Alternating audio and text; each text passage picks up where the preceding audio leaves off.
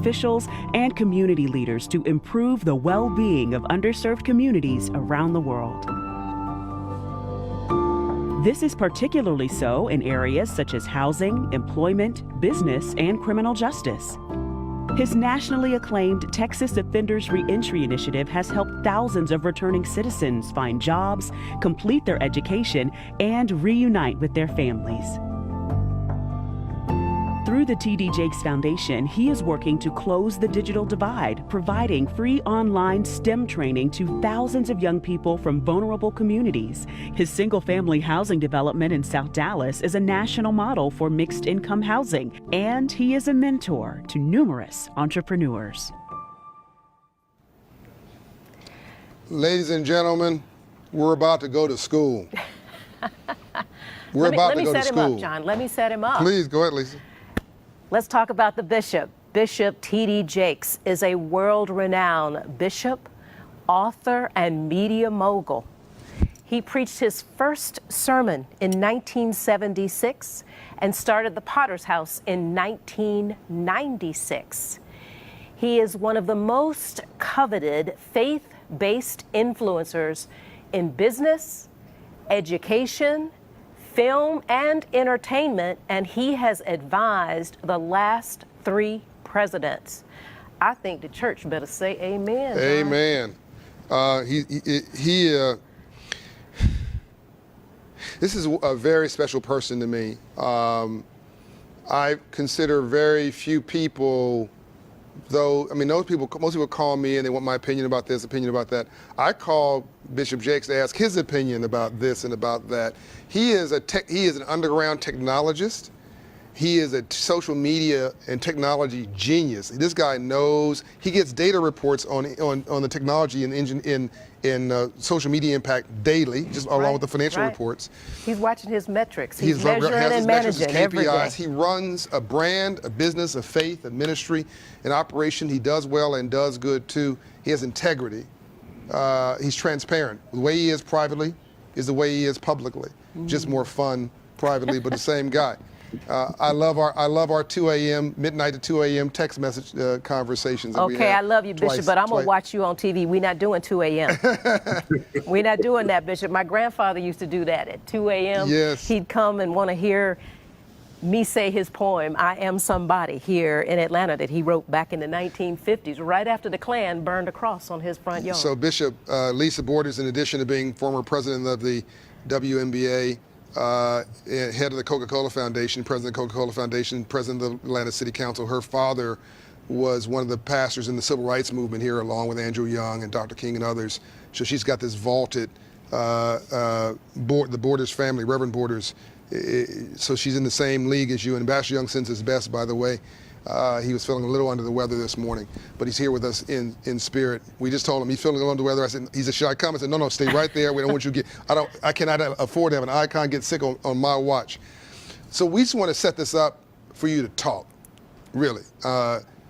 Because I think the more that people I think if America got your spiritual business plan and your literal business plan, and we exported what you do inside of the Potter's House, et cetera, into every nonprofit organization, into for-profit corporations, into our government, we could solve 2/3 of the problems that ail us at scale. Bishop, over to you. First of all, you all make me sound better than I really am. Thank you, Lisa, for that generous introduction. And my dear friend John, I'm deeply honored and grateful to be with you today and to add whatever I can as a way of contribution to the conversation. I think, first of all, where I would like to start in discussion is that we are currently existing in an atmosphere of disruption. Total disruption in every level of life, either because of COVID-19 or because of political challenges or racial challenges. Our country is in the deepest disruption that I have seen, certainly since the 60s, and perhaps even worse than the 60s, because we didn't have a pandemic coexisting at the same time that we had demonstrations. That's not bad news. That's really good news. Because when we ask for change, the answer is always disruption. You can't have change and not have disruption. And so the first thing I would like to say to everybody listening is just calm down. This disruption is an opportunity for change, Well said. for upward mobility, for innovation, for rethinking ourselves, our country, our police departments, our criminal justice system, our technology and our involvement in technology, the culture of people of color, moving them from consumers to investors and from consumers to producers. We have to become less concerned about watching movies and become more concerned about making movies, less concerned about buying technology and more concerned about creating technology. We need to, in the disruption, is an opportunity to switch roles. And that's where I think we join the conversation.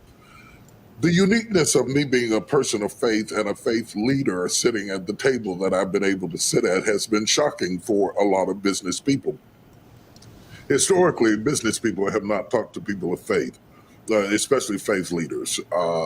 Elected officials do, particularly during campaigns, but CEOs have not done so. But what we have that is very, very important is a trusted voice in the community. Sure. You can build all the answers you want, but if you cannot build trust, and there's a reason that we put money in trust, because people invest in what they trust. We buy from whom we trust. We use who we trust. So my conviction is building a four-pronged approach to lifting the community, which is my goal, which is my commitment, which is the focus, as the legacy of my life, is to see underserved communities brought up to liquidity and equality and equity that is necessary to promote the strength that we need so that we can sit at the table from a position of strength. Because everybody who sits at the table doesn't sit in the same size chair. Bishop, let me jump in here for just a second, Bishop, not to cut you off, but I want to unpack that just a little bit, because you started Potter's House 20 years after you preached your first sermon, and you started it with minimal resources. And I hear lots of our people, but people in general, talking about what they don't have and what they are losing, as opposed to an opportunity and let's pivot. Can you unpack that a little bit and talk about what enabled you to stay focused on moving forward in the face of the adversity that was bopping you in the nose every day? First, let me back it up just a little bit and say I have several companies. I have for-profit companies and I have not-for-profit companies. The Potter's House is, of course, a 501c3. TD Jakes Enterprises is my for-profit company, and it is interesting to understand that my for-profit company preceded my ministry. Okay, okay. So my for-profit company existed when I was in West Virginia. It was founded many years before I ever came to Dallas. And so it is actually older. TD Jakes Enterprises is much older than the Potter's House. Understood. And in both cases, whether for-profit or not-for-profit, whether you're doing a startup business or whether you're doing a startup church, the entrepreneurial principles are very, very similar. Yes, the passion is preaching, but the reality is the mortgage. So you have to. Weren't we talking about economics earlier? If you don't have the money, you can't pay for anything. It doesn't go anywhere.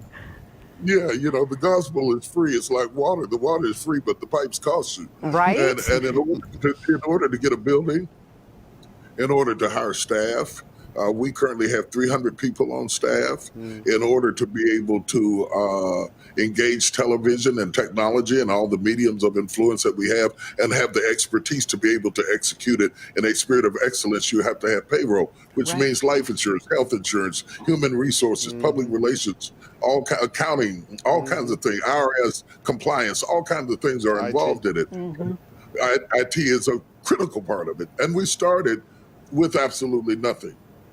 So I consider myself very much a bootstrap person, both on the for-profit and the not-for-profit side. The for-profit side was gospel plays, bringing them to film. We won the Santa Barbara Film Festival. Wow. We started doing things on screen. We did $500 million worth of business on television and movies through our for-profit entities. And we started with literally nothing. Wait, Bishop, 500 500 billion million. with a B? Yeah, and he also has a real estate. He has I a real love estate group that he's got.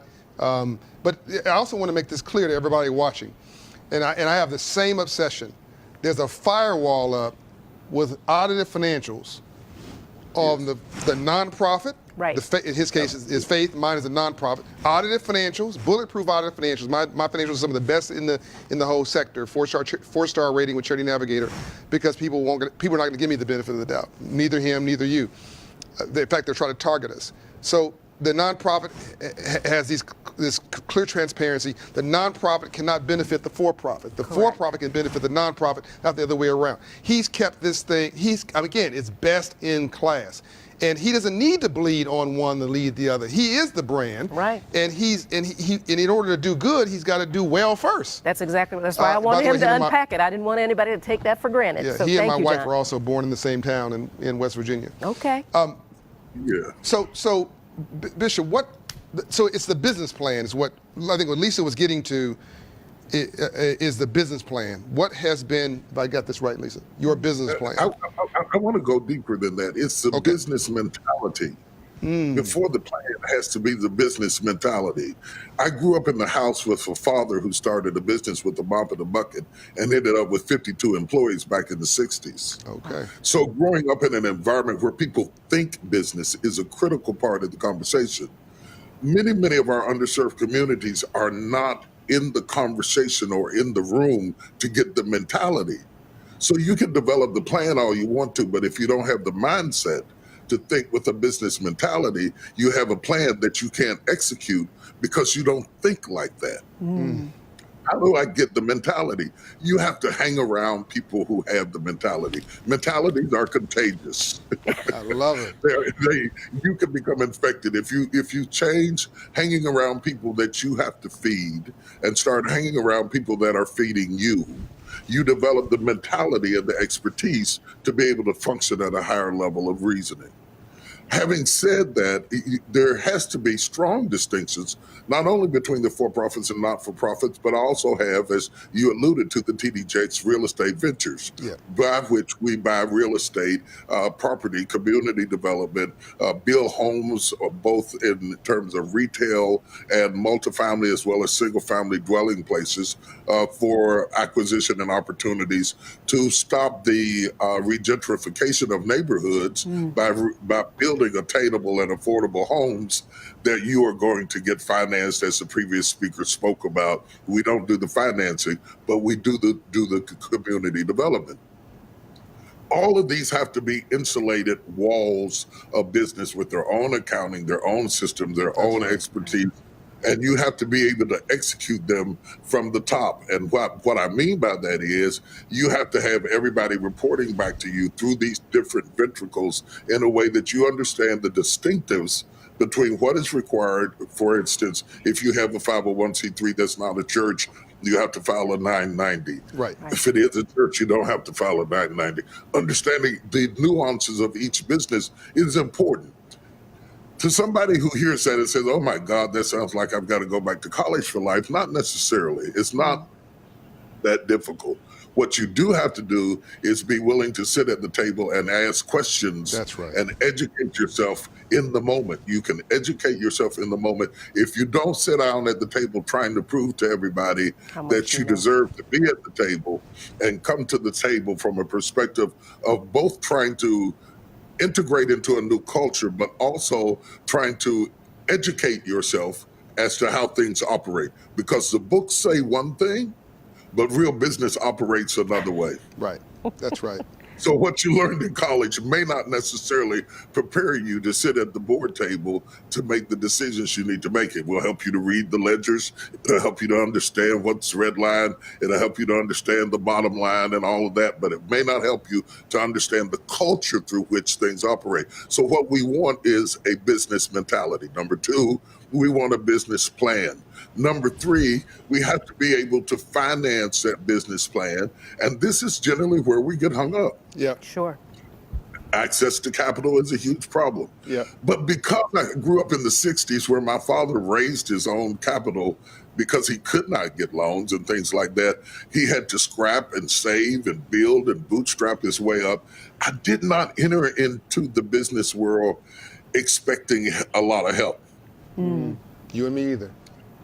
I built my resources up until they started coming to me rather than me coming to them. That's right. So in order to do that, when you have nothing and you don't have any rich uncles to die and hand you a lot of money and a lot of resources, you have to have what is called delayed gratification. Yeah. One of the problems that stops us from being successful is that we want to look successful rather than be successful. That's a drop the mic moment. He's talking now. You done started preaching. It's busyness, not business. Yeah. When your outflow sees your inflow, then your overhead will be your downfall. Right. Absolutely. You only got two doors in business, income and outflow. And Right. if you control those two doors, you can run anything. That's It's right. just two doors. Right. What's coming in and what's going out. And you either have to increase one and diminish the other in order to create the profit margin that exists between the two. That's right. I mean, it's really simple. It is. It's, no matter how big the room is, it's only got two doors. And once you understand that, Break it down, Bishop. Break it down.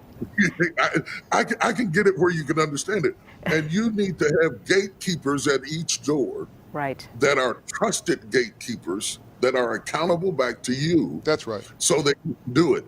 Our problem when we go into business as entrepreneurs, we can do the work. Grandma can fry the chicken, but she can't keep the books. Right. Okay. That's right. So you open up Nanny's Chicken Shack, okay? Right. And Nanny's in the kitchen. Right. And if Nanny's in the kitchen, the chicken may be great, but the business may go to hell. That's right.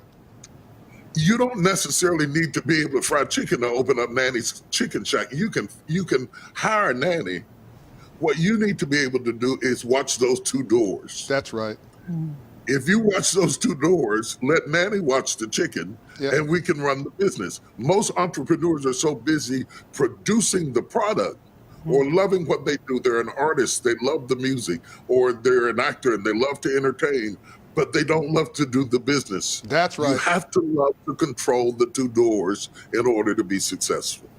96%, Bishop, of all black businesses don't have an employee. 96%, which means that it's busyness, not business. It's a self-employment project. I got this contract. I used to work at the city of Whoozy What's for do graphic artists, and I'm gonna sit there and do the graphic artist work until the contract runs out. The person who hired me retired. I can't get another contract. I didn't build any wealth. I didn't save anything. I was living from hand to mouth. When your outflow sees your inflow, then your overhead will be your downfall. Now you're broke and you're poor, and you built there's no generational wealth to pass down. It's just generational debt, and that ready fire, and then we get emotional about business, which is even worse. Right. So it's busyness. It's not business. We're brilliant, but it's what we don't know that we don't know that's killing us. But we think we know, and God gave us 2 ears and 1 mouth, so we listen twice as much as we talk. That's why when I call Bishop, it's really funny. He calls me sometimes. Who asks me a question? Hey, John, I don't know this. What do you think? I'll call him more times than he calls me and ask him a question. And you got to have enough humility to acknowledge, I don't know this stuff. Yeah, our relationship is an opportunity. In fact, relationships are your greatest resource. Right. You can get money if you have great relationships. That's right. Relationships are your greatest resource. And until you value relationships and don't allow people to destroy your relationships, I don't care how much money you have, if you don't have those relationships and protect those relationships at all costs, they become your greatest resource because everybody you know knows somebody you need to know. I call it relationship capital. That was my last book memo. Yep. Understood completely. And, Lisa, we know each other because of relationship. This is our relationship capital. We met each other. We valued each other. We didn't let that relationship get distorted, taken advantage of, pimped, manipulated. We made sure that when there was an misunderstanding, potential one, we called each other, communicated. Clear the when air. you were down, you called me. When I was down, I called you. Same thing with Bishop. That built trust. It built that And in many ways, a lot of things going on here is because of our mutual relationships. It wasn't somebody putting it in a resume. We trust him. We knew him. Hey, Lisa, I need this. What do you think? Right. That's how the world works. Isn't that right, Bishop? That's exactly how the world works. And it's relationships externally and internally. You have to be relationally proficient in order to organize an organization. You talked about people who don't hire anybody. You have to understand it's not just about sharing wealth with them.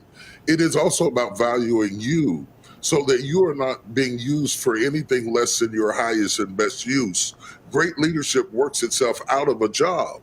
Right. So that's great Spot leadership on. at its best. That's right. So it's not that you can't afford to hire anybody, it's that you can't afford not to. Ooh. You can't afford not to. If you don't hire somebody to do what you can be replaced from doing, that means you have a vacancy in the area of somebody who is thinking the business, not doing the business. Right. So the best people you can have around you are people who are paid to think, not to perform. And in most cases, that's going to be you at first. Yeah. So in order for you to think your business through, you have to get your hands free from doing your business. That's right. Yeah, you got to have some help. He who makes his living with his own two hands will never have much because you have already limited your productivity down to two. Right. Yeah. Right. If you had 8 hands, you could multiply. Let me go biblical on you for a minute. Yeah. One of the great commands in the scriptures is to be fruitful, multiply, replenish, and subdue. It's the first command that God gave. In order to be fruitful, you must be seedful. Find out what you have that the seed, the potential, and that you can bring to fruition. And once you bring it to fruition, then you want to multiply it. In business terms, that's franchising. Right. Right. Right. Okay, multiplication of what is working in your life is franchising. Yeah. So once you find something that works, you want to multiply it. And that's where the fear comes in. Because once we get something that works, we're so glad after years of oppression and years of being let down, we're so excited that we hold on to it. We won't let anybody near it and we smother it to death. Yeah. We asphyxiate the future holding it too tightly. Well, not only that, Bishop, you got your hand closed, you can't receive your next blessing. Absolutely. Now you preaching. Well, and I got a good teacher here. And I'd rather have 10% of something than 100% of nothing. But you can't have 10% of something unless you're willing to dilute or share that equity with others as you grow. Or he calls it franchising. I'm going to say something now. We're over time, by the way, but we're wrapping up. This is the last segment. This, I'm sure you watched it, think this is important enough. We're going to be over time. And I want to thank Comcast, by the way, Xfinity, NBC for their use of their beautiful headquarters here in Atlanta at no cost to us. So for everybody paying your Comcast bill, you just helped us out indirectly. Please pay your Comcast bill. But this is such an important conversation. I want to continue it a little bit, and we'll wrap it up. So as I'm listening to Bishop's story, I'm thinking about my story, Lisa. I'm thinking about your story. I didn't have any. I've never said this before. I deal with all these banks. Listen to me now. I've never gotten a bank loan to start any of my businesses. I've never got a bank loan to operate any of my businesses. I use the compounded hustle of my being able to sell my vision into the next purchaser, because I know when I sell that, that's profit. I don't have to go and the worst thing you can do is build try to use long-term equity with short-term debt, because the debt has a payment on it every month. You may not get the sale every month. That's stressful. That puts you in survival mode I talked about earlier versus thriving and winning mode. I want to be free to be. So people don't believe, I got all these banks around me. I don't want nothing from none of them. In fact, I want them to give me money when I can prove I don't need it. That's the best kind of money. That's cheap money. So, real quick point, Bishop, I want you to pivot on this. Let me jump, just before you say that, go let ahead. me jump in. Go ahead. Because I don't want our community to sleep on opportunity zones. Opportunity zones create opportunities for real estate investments in particular zones in cities and communities that have been where depressed. getting the money It's the least of your trouble. Right. It's going to be the least of your problems because the investor sees the opportunity zone as a tax shelter for their investment, and it's a tax advantage for them to put money into it. That's right. We are asleep at the wheel at this opportunity, and they are in our communities. These opportunity zones, you can get investors to invest in them. If you have a good plan and a good business plan, they will invest into those communities because it is a tax shelter that beats any other shelter for the investor to become involved in. And it is designed to rehabilitate the community.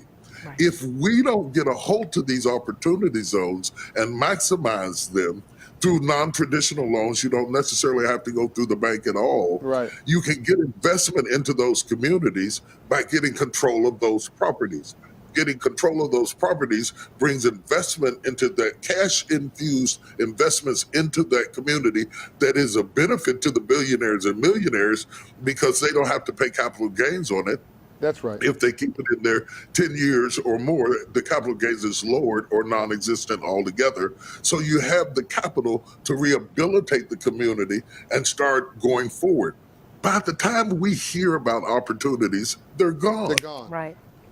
And it leads to the regentrification of the community because we're not hearing those sorts of things. I just wanted to throw that in. I knew we were out of town. You can dig it up, you can look it up, you can study it up and research it. But they're talking about our community. That's right. And we Right have now. to get right now, seizing that opportunity is very important. And if you can't do it on a big scale, you can get one house. That's right. And flip that one house in that one community. It's an opportunity zone. The money you put into that house can be deferred as it relates to capital gains. You can rent it out. You can start. My mother started doing real estate one house at a time. She ended up owning every street, every house on our street, and several at other places. In fact, by the time my mother died with Alzheimer's, she had money coming in she couldn't even remember. That's right. Wow. Wow. So you don't have to be, and we did not come from wealth. West Virginia. Yeah. We came from government cheese and powdered milk and powdered eggs and chickens in the backyard, okay? We did not come from wealth. Do not allow where you came from to determine where you're going. Yeah. You didn't come from wealth, but you came from wit. You know, this has been some strong insights and strong perspectives today, Bishop, and we are so grateful for the work that you have done and that you continue to do and the wisdom that you continue to share. So thank you so very much for being with us. I'm so honored. I'm going to wrap this up now, but I want the audience, and I hope they replay this, share this with your friends, take this link, share it all around. You need to watch this 10 times. He gave you some jewels today. Or as Jay-Z said on his album 444, I'm going to give you $1 million worth of financial literacy wisdom for $9.99. He just gave you, and this didn't cost you $9.99, it cost you nothing because our sponsors paid for it. You got to replay and listen to what Bishop said. This was a blessing today. Welcome back, everybody. We're so delighted that you are still with us here today. We hope you are enjoying the annual meeting and learning a lot. Let me set up this next session for you. We are going to be speaking with our good friend Harley, Finkelstein. He shares our passion for helping entrepreneurs succeed. He founded his first company at 17 while still a student at McGill. He is currently starring on Discovery's I Quit, a series about hopeful entrepreneurs who decide to quit their jobs to focus on their side hustle. He's an entrepreneur, a lawyer, and president of Shopify, now the second largest online retailer in the United States. Please welcome our friend Harley Finkelstein, who will be joined by our fearless leader, founder, chairman, and CEO, John Hope Bryant. Gentlemen, welcome. Thank you, Lisa. And hello, Harley, for the second time this morning. Hey, John. We're making. How you doing, John? I'm good, man. I want one clarity. I believe Shopify is the second largest e-retailer in the world. Is that right? I definitely know that we are the second largest in the U.S., but here's the interesting part about that. We actually are not a retailer. And that is something that I think gets missed It was something that gets missed often. If you were to pretend Shopify was a retailer, we'd be the second largest retailer in America after Amazon. Yeah. But we're not. We're actually a platform. So what we do instead of keeping economies of scale for ourselves is we distribute those economies of scale. So every single small business that uses Shopify gets the same payment rates, fulfillment rates, rates on things like shipping, capital rates that the biggest companies get. We're able to give it to small businesses, which is one of the most meaningful things we do. Yeah, it's like you're the backbone for e-commerce, the backbone for retailers, the backbone for those who want to do digital commerce. You're their infrastructure, their piping, their efficiency. At scale. Yeah, we're the brand behind the brand for your favorite brands. If you're buying things off Allbirds or Bombas or Gymshark or any of these great direct-to-consumer brands, we have more than 1 million of them on Shopify. Shopify powers them, and it's a role that we take very seriously in empowering entrepreneurs. Yeah, the only thing I'm happy for your success. The only thing I'm jealous of and I'm hating on you on is how you get to dress. And we talked about that, right? We talked about the fact that, the hoodie, I'm going to send you some hoodies, but we've talked about that it is a privilege that I get to wear this hoodie. That I don't have to think about it, that I can just show up in a t-shirt or a hoodie. And that, in many of our conversations, our late night calls, that's something you and I have talked about, that wasn't something you felt you could do. Yeah, if you're the average black man and you wear a hoodie or a t-shirt, you get looked down at by the average white man. You get looked strangely. Maybe the Caucasian female, maybe she holds her purse a little tighter. It's not yet that freedom that you enjoy. We're getting there. We're going to get there together by using economic growth and economic opportunity and entrepreneurship as a gateway to social justice. And a leveling of the playing field so that everybody can go from wearing a t-shirt to wearing a suit to, if they so see fit, be they black, white, to the t-shirt. Back to the t-shirt. That's right. That's right. And, Dr. King, we have a special announcement to make here in a second. We had this conversation. Dr. King had a brilliant sense of humor. He was a practical jokester. But he didn't feel like he could not, he couldn't feel like he could joke in public. He didn't feel like he could wear his sunglasses in public. He felt like he had to be serious all the time, otherwise somebody would discount him. Because the whole brand at that time, the whole movement rested on his shoulders. And he couldn't offload it, Harley. He couldn't distribute it. He couldn't platform it. And what's beautiful about what you and I are going to announce today is this allows for the platforming, the institutionalization, the scaling of human dignity through opportunity for all. I'm not going to steal your thunder. I'm going to allow you to tell the world what we're about to do together. Okay, so let's set the stage first and foremost. John, I didn't mention that I was going to talk about this, but I do want to mention it. One thing that I've noticed is you and I communicate a lot now, and I get these great emails from you. And at the bottom of your email signature, there's one single identifiable brand, one thing that you self-identify with. It says John Hope Bryant, entrepreneur. And I've been thinking a lot about, you can call there's so many different things that you can say you are, whether it's on the philanthropy side, or it's a business owner, or it's a banker, or it's a community builder, but you wrote entrepreneur. And I think that is something that you've held close for a very, very long time. Yeah. We at Shopify, the entire mission of the company exists to level the playing field, to make it easier for entrepreneurs to start and to scale businesses. But something else that you and I have talked about is that something like 9.5% of all small businesses, all businesses in America, are ran by black entrepreneurs and black small business owners. That is a disproportionate amount. That doesn't make sense. And so what we are announcing today is that Operation Hope, along with Shopify, is creating a new program, which we think it's called 1MBB, so 1 million new black business and entrepreneurs.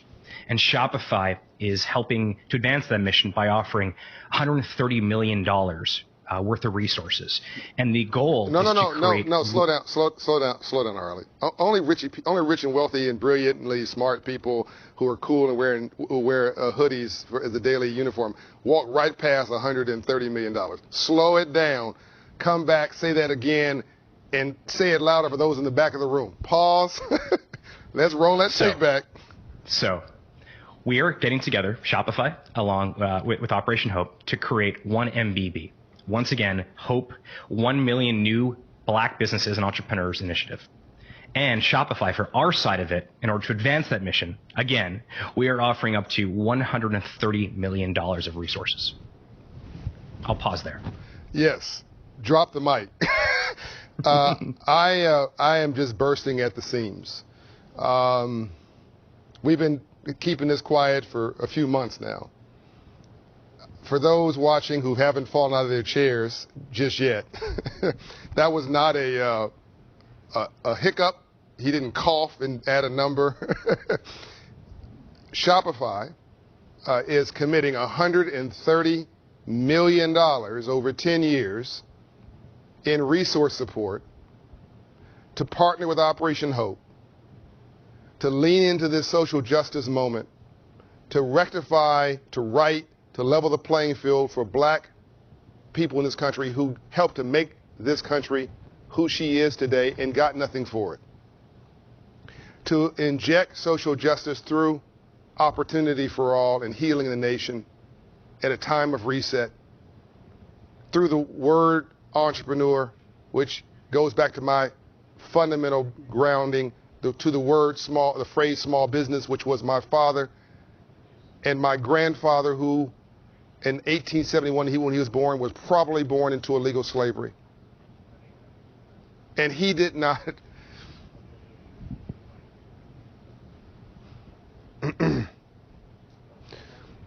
those that came before us don't have this opportunity,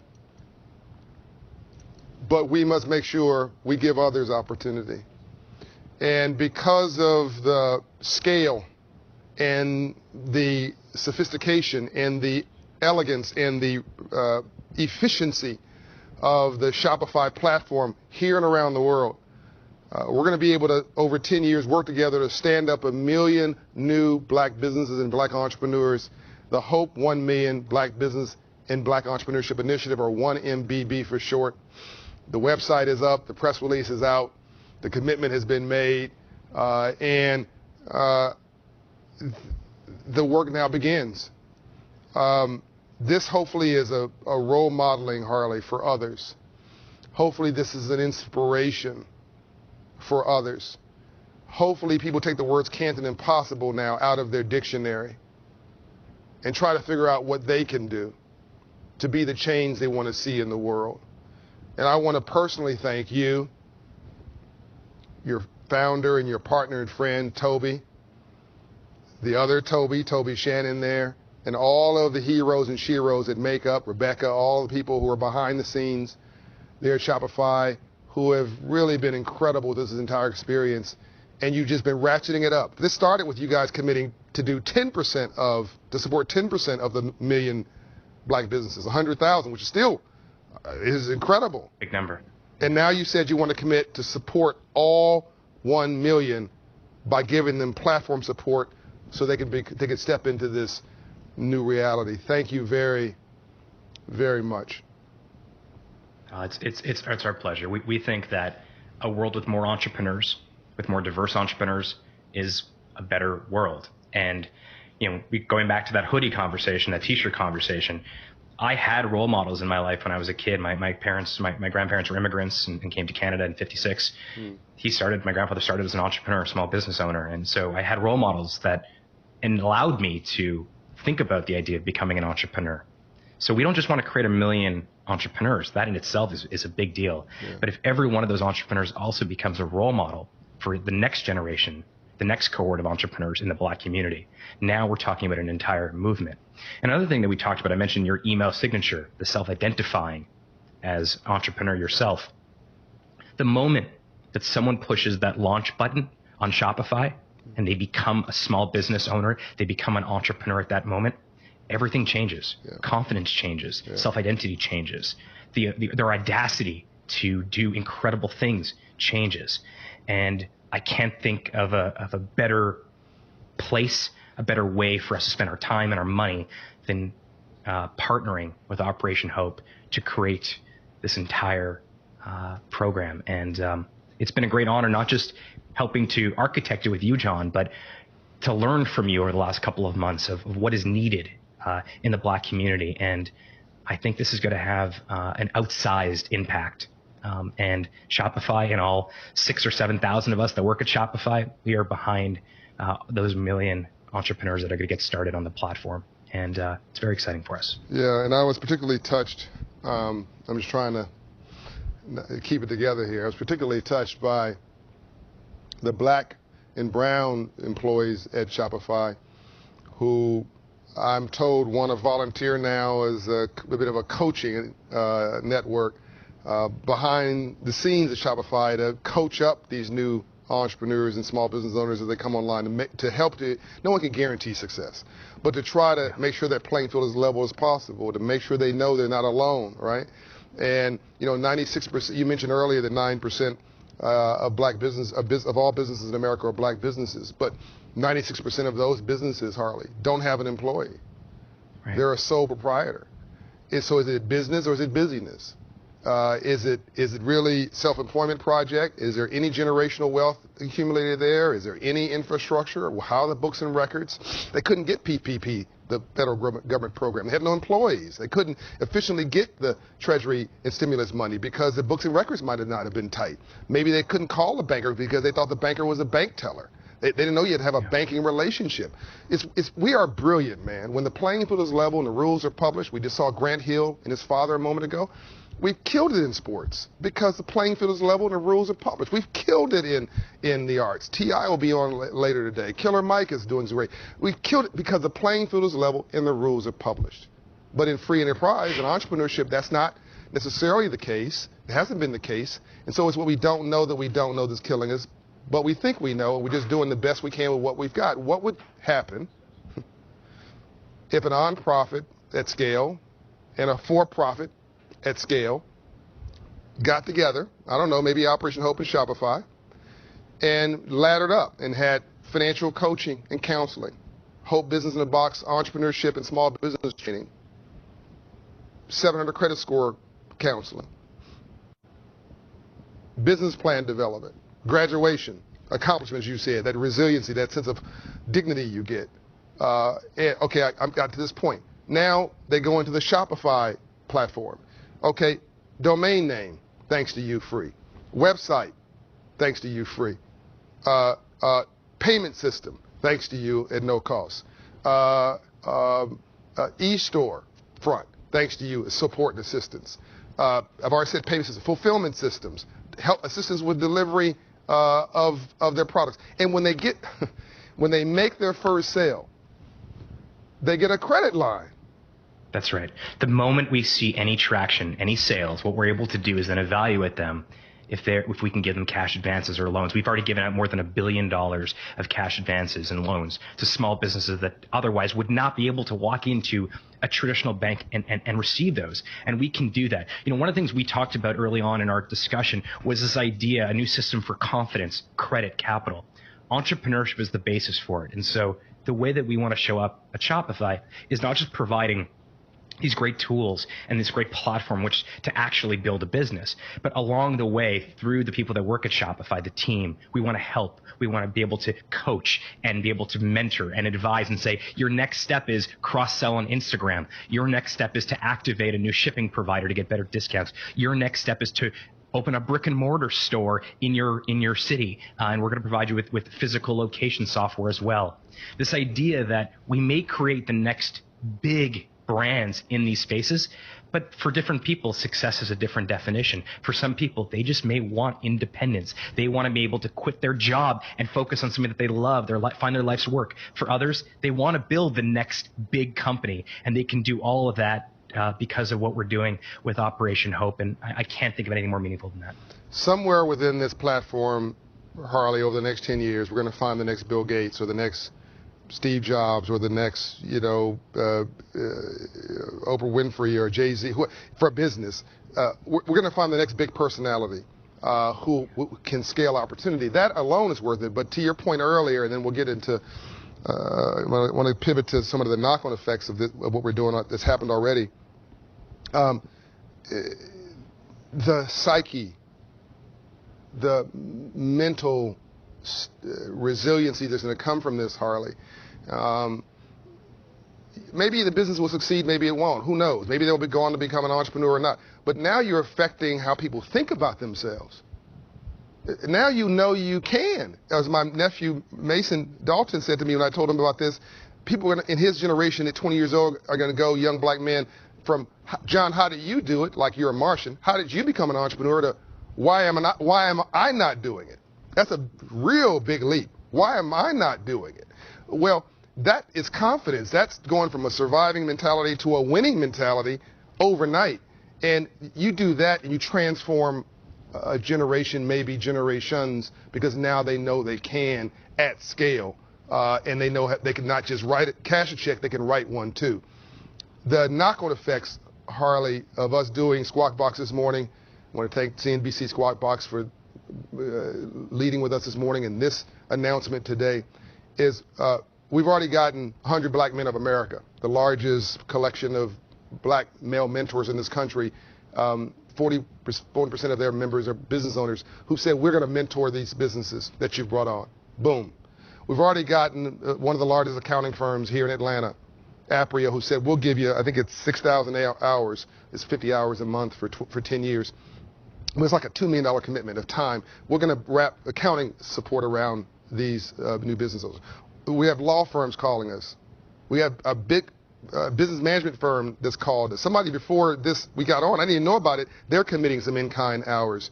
You're creating a juggernaut that other folks can latch. A movement. There you go. Yeah, you're creating a movement. And what you're seeing is what we're doing and what Operation Hope is doing with this program is we're figuring out what are all the pain points that any entrepreneur might have, whether it's mentorship, technology, accounting services, legal services, whatever that may be in the way of becoming a successful entrepreneur. And we're simply just weighting it down. We're bringing it right down as flat as possible. And we're doing that together because we're able to bring all these different people together all around this mission. In the intro earlier, they mentioned that I just finished wrapping this show on Discovery Channel. It's called I Quit. And the winner of I Quit, which thank you, was a guy named Mike D, and he's in Durham, North Carolina. At the end of the show, Mike D has built this incredible barbecue sauce company. At the end of the show, I asked Mike very simply, why did you decide to become an entrepreneur? He didn't say money. He didn't say fame. He didn't say because he just loved to barbecue sauce. He said because he would be the first person in his community that ever would have a family business for their children to go into. Yes. And that was mind-blowing to me because what a reason to start something. Yeah. All of a sudden, his daughters now have a totally different version of what their future may look like. They may not want to go into the barbecue business, but they have that optionality. They know they can. Starting this business for him, and they know they can, right? And if they don't want to, they don't have to. But that's what we're trying to do here. If we can create 1 million more Mike D's, some bigger, some smaller, oh my gosh, that would be incredible. Yes, and we're not going to guarantee success. That's not what this is about. We're going to guarantee you that we're going to try as hard as we can to lower those barriers of on-ramp to your own self-determination. But you can't self-determine yourself unless you understand the game, how it works, and you get an on-ramp, and somebody opens a door for you. And if you hustle and work hard, then nobody should be able to stop you, whoever you happen to be. So this should be encouraging to you. This is going to ladder you all the way up from training to support to literally starting the business at no cost to you, to wraparound services of professional advisors.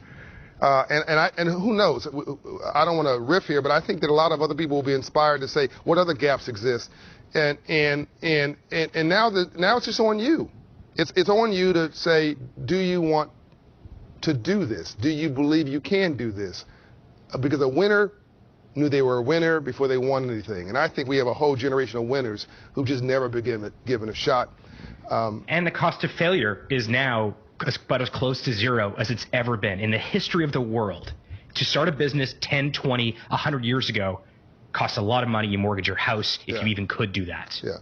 Now the cost of failure is trending towards zero. You know, you mentioned something about role models last time we spoke, and I don't remember the exact stat, but you said that that there's with enough 5%. role models, I think it's like 5% of a cohort to influence the 95%? With 5% of role models, any community stabilizes. That's University of Illinois study, Malcolm Gladwell. It's from book The Tipping Point, I believe. At 5% of role models, every community stabilizes. Not 80% role models, not 50%, not 20. That's tough. Just 5. Just and the 5. tail wags the dog because people recognize hope and they are addicted to it. And now if you're wearing a suit, everybody wants to wear a suit. We got to, if you want to wear, we'll make hoodies smart, sexy, and cool again. But the point is that we got to make smart, sexy again in this country. This is not about black people. This is about, this is everybody is dumbed down. They've dumbed down in the world and they celebrated it. And we got to knock it off. We've got to make smart, sexy again.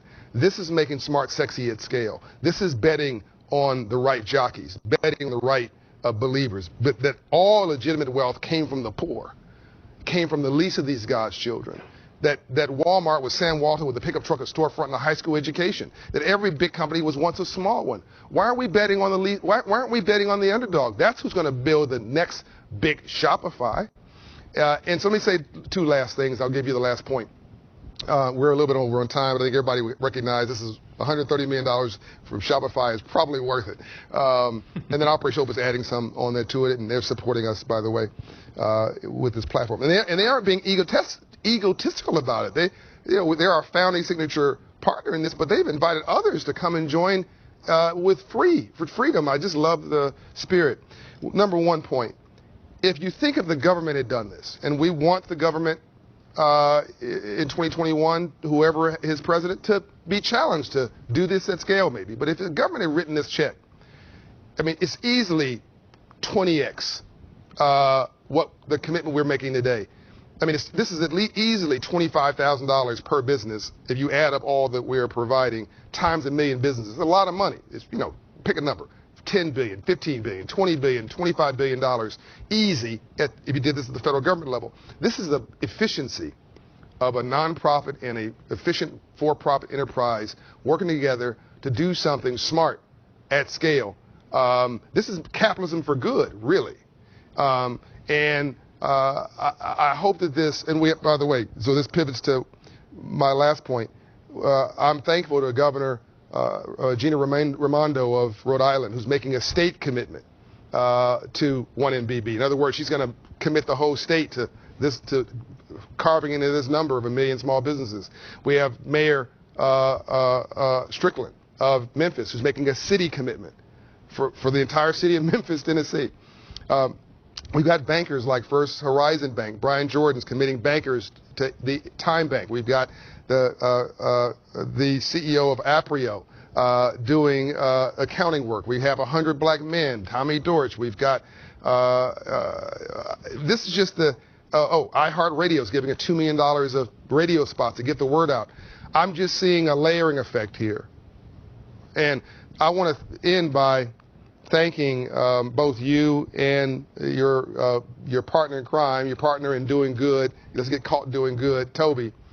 And I want to thank him. Please tell him I said thank you for checking his spam folder, because when he and I did a podcast, and he said, John, what can we do? And I think you walked out of the room. And what can we do? And I said, well, I don't know. Let's start 1 million black businesses. And he said, send me a note. People say it all the time, right? So I wrote a note. You follow up. I sent it. Hey, look, Harley, crickets. I heard nothing for a week. I said, well, that didn't work. And I went on about my business, right? And so I get an email about 10 days later. Oops, I'm sorry, this went to my spam folder. Of course we're in. You and him responded with absolute commitment. I just want to encourage everybody out there to check your spam folder.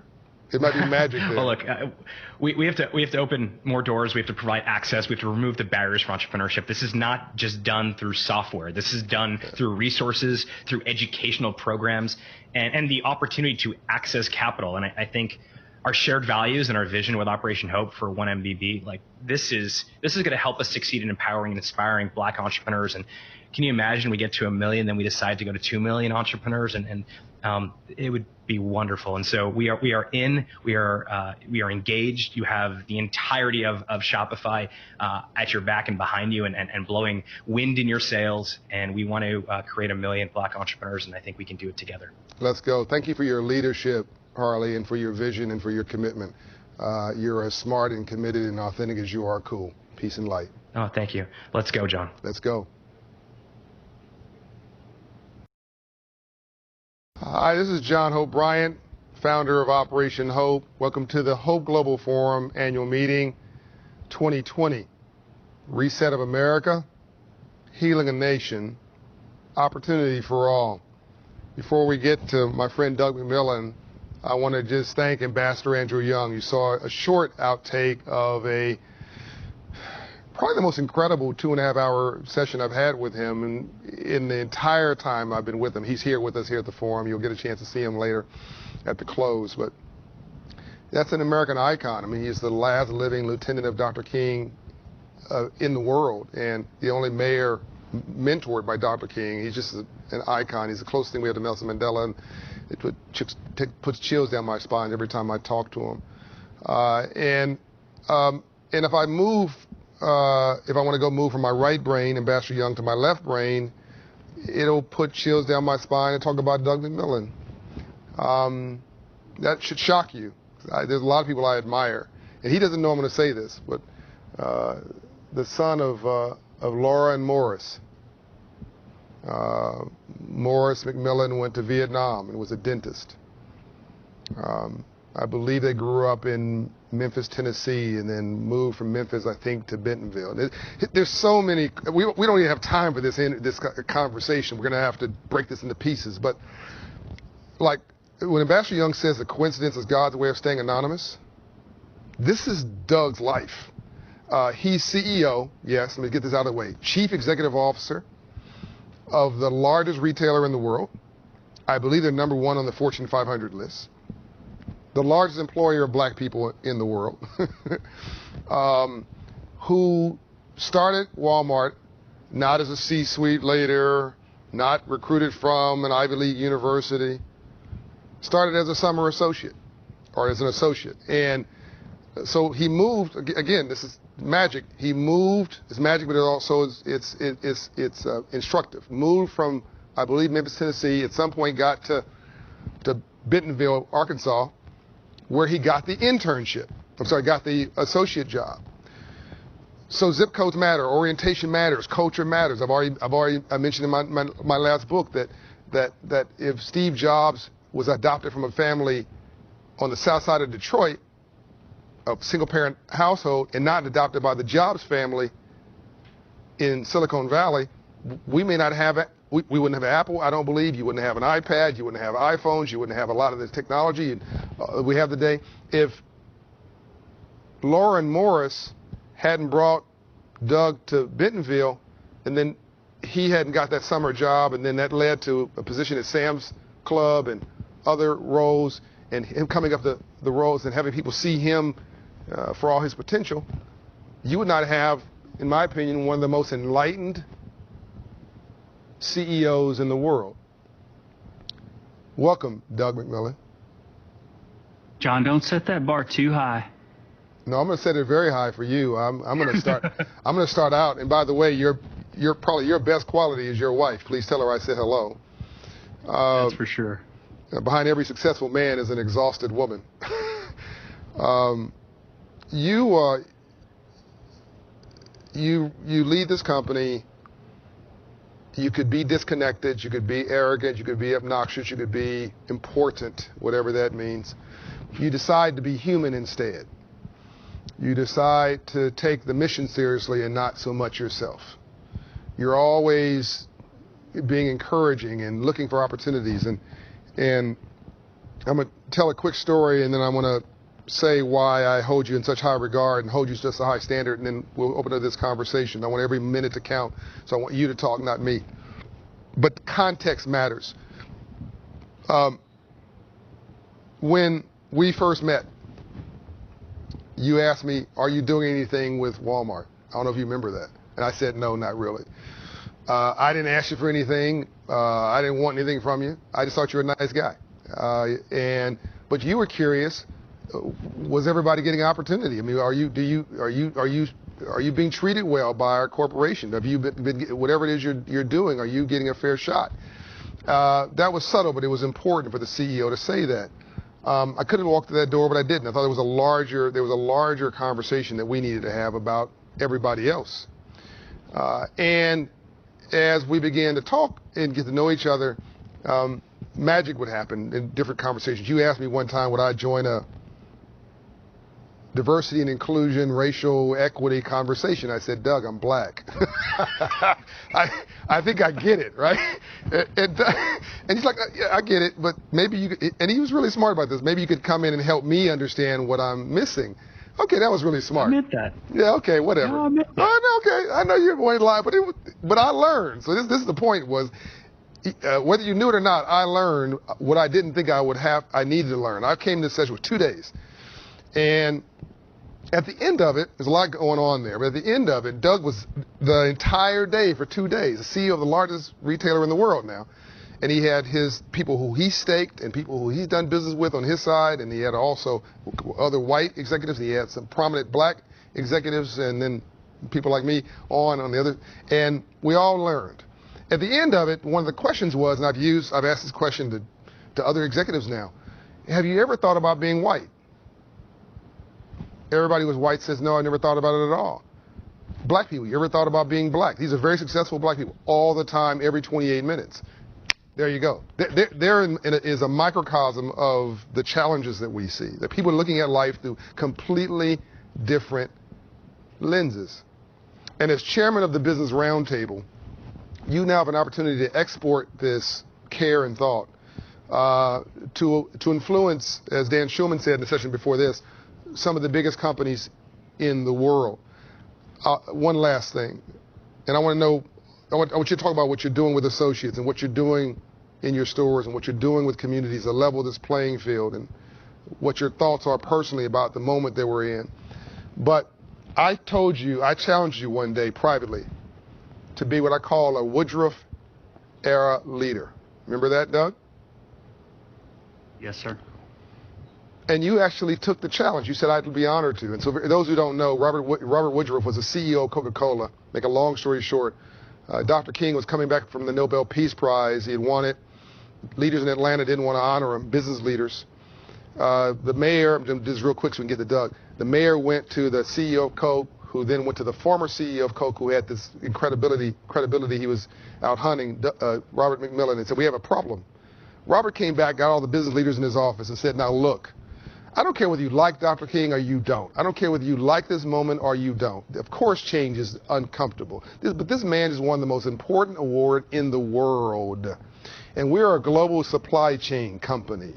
So if you don't respect that this needs to be respected, we're going to move out of this little backwards town and go someplace where people who have some sense. Move out of Atlanta.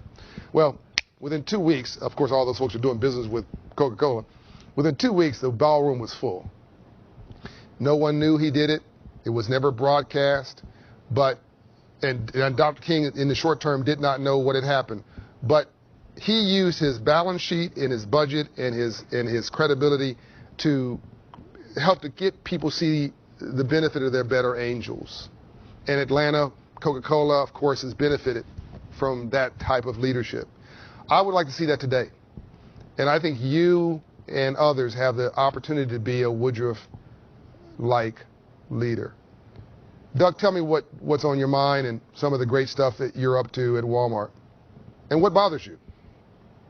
Yeah, first of all, I'd say I'm really enjoying getting to know you, and I see your light and appreciate the impact and influence that you're having on me, and basically don't want to miss this shot. Like Hamilton comes to mind. My faith would tell me I only get one life here, and I want to serve and make a difference and don't want to miss an opportunity to make things better holistically. And I have found myself, as you described with the move to Bentonville, being part of a company that has the place in the world to make a difference. And I've seen it happen. And when we're at our best, we have strong values, we have a clear purpose, we really do make a difference. So as it relates to racial equity specifically,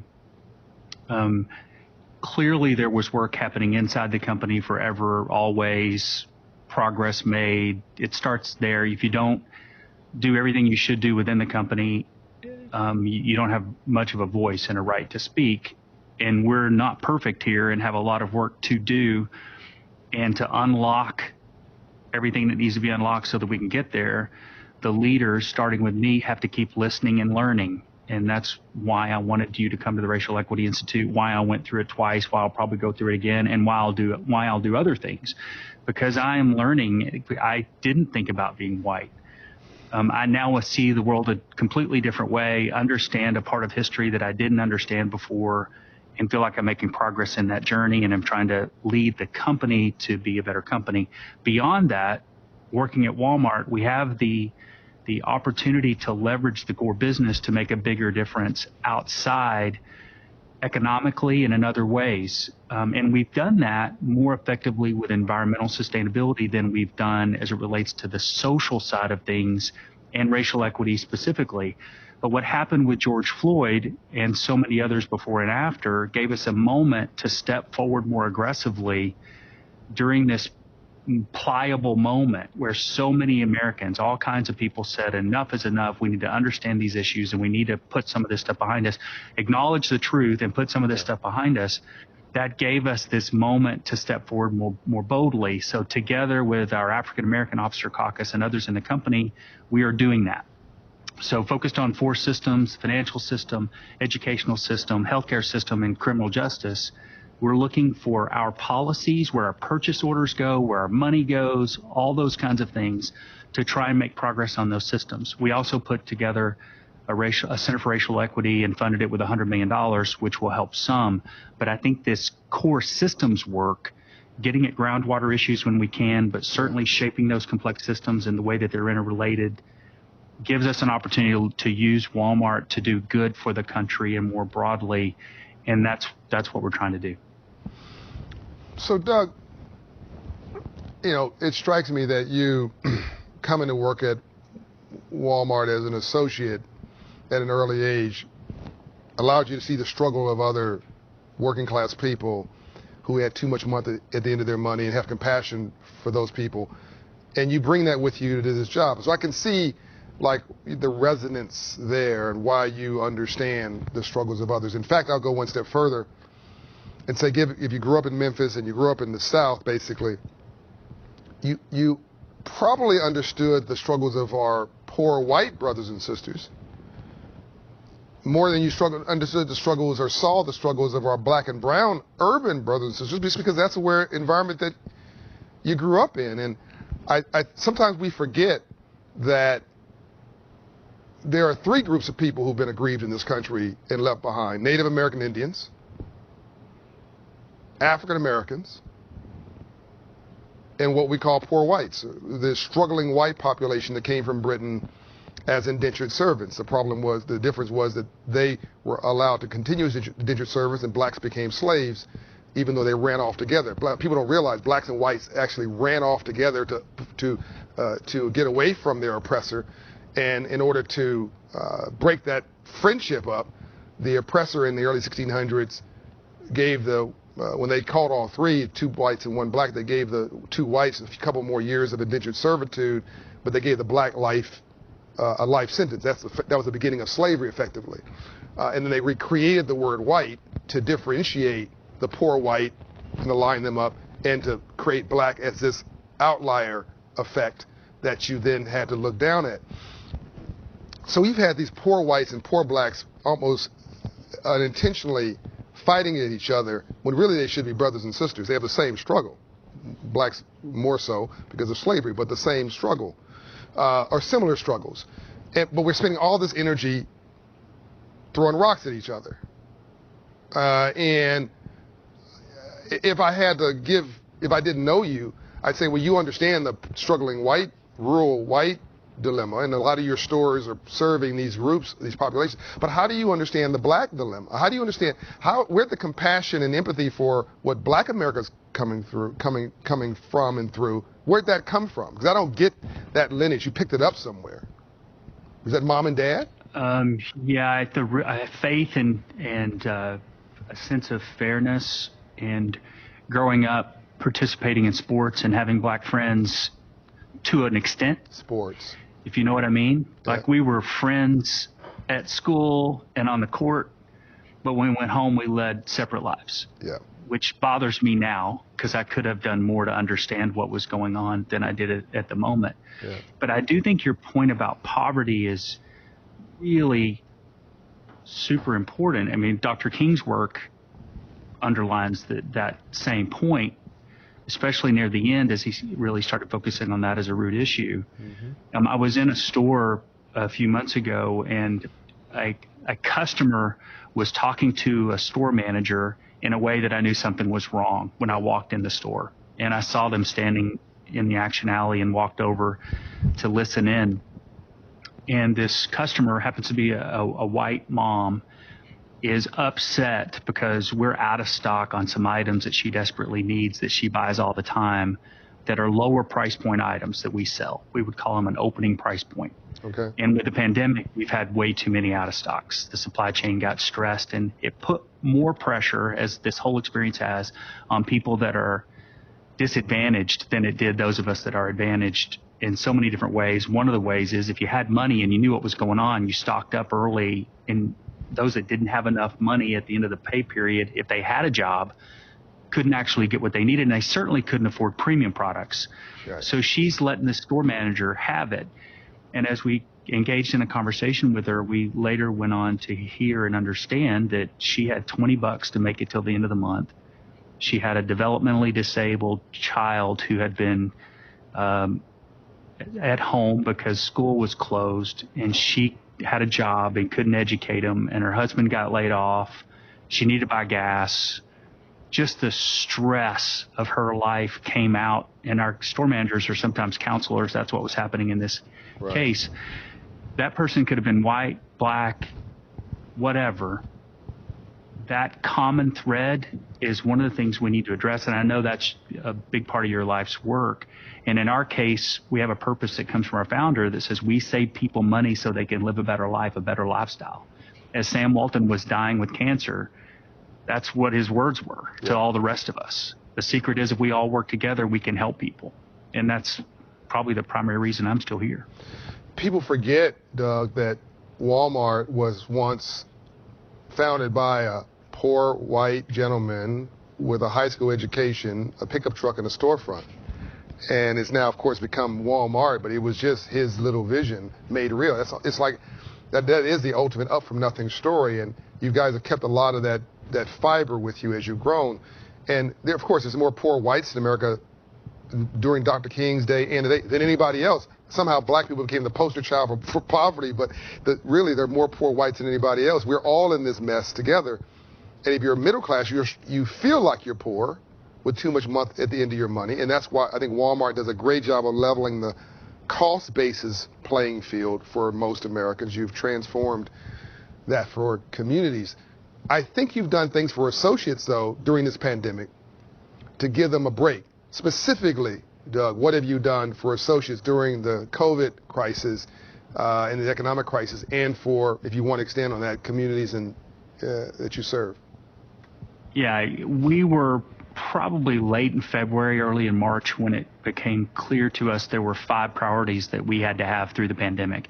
In the beginning, John, it was really chaotic. We had stores in China. We kind of saw this coming in early January, but it didn't really start to sink in how significant this was until the beginning of February. And after scrambling, 24/7 to make decisions for a week or two, we were like, wait a minute, what are we trying to do here? Goal 1 became support our associates on the front line and keep them safe. Yeah. Goal 2, keep the supply chain moving, help customers. If they can't buy food, we're really going to have a problem as a country. They got to have a supply chain. Yeah. Number 3, help others. We knew we were going to have stores that were open and cash flow. So forgiving rents at the front of the store and stuff like that, extend terms for suppliers. Step 4, manage the business. Don't find yourself in a cash crunch or an inventory problem and harm the business during a crisis. And then 5, if you have any bandwidth left, try to make progress on the strategy that you had when you started the year. Okay. The first one was the associate. So associates needed money. They needed emotional care and appreciation. Mm-hmm. But maybe first they needed safety. Yep. So the focus was on distancing, PPE, change the store hours, clean, all the things that we did, the leave policy. If you need to take care of a loved one, think you might be sick, there were 3 categories, don't come to work. And we've ended up during the course of this year hiring 500,000 new associates to help fill hours because so many of our associates took leave. Did you say at different times 500,000? because they needed 500,000, 500,000 new associates, more than 400,000 of those in the United States alone. These are people that were working at an independent restaurant or somewhere and their job just disappeared overnight. We were a place that needed help. We had more grocery orders to pick in the store for pickup and delivery, which is a growing part of our business. We needed people. So our team figured out how to hire people in 24 hours, and it had been taking us 2 weeks. Wow. So they changed everything. They looked at the background check differently. They approached the whole process differently. And all of a sudden, we are hiring so many people through the first part of this year. So health and safety was first. Money was second.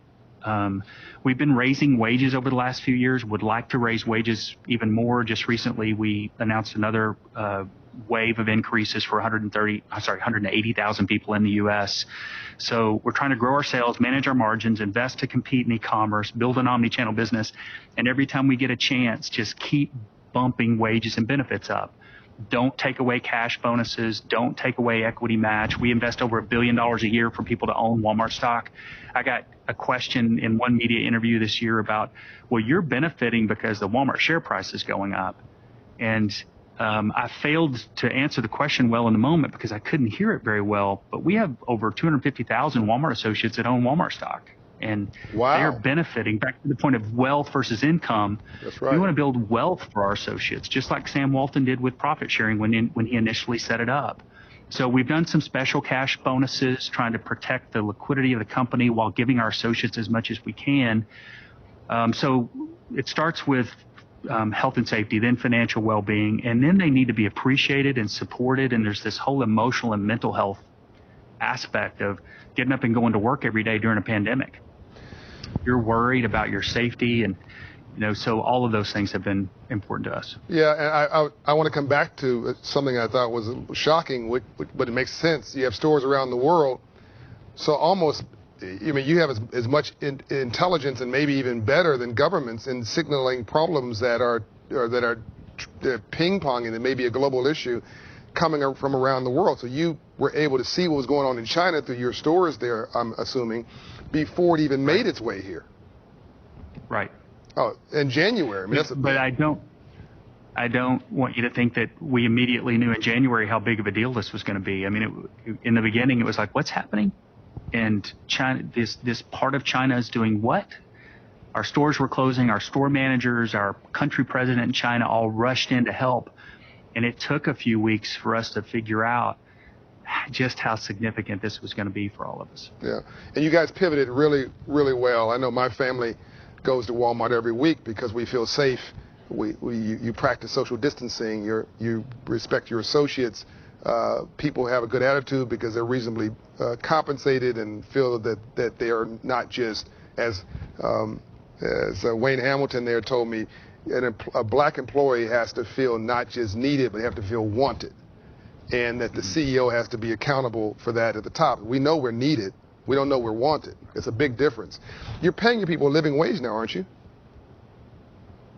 Oh, it depends. It depends on how you qualify a living wage. And we've got some roles like part-time cashiers that probably wouldn't qualify with most definitions. But I think here's the challenge. But you're full-time people. The way that I think of it is Walmart's a ladder. Right.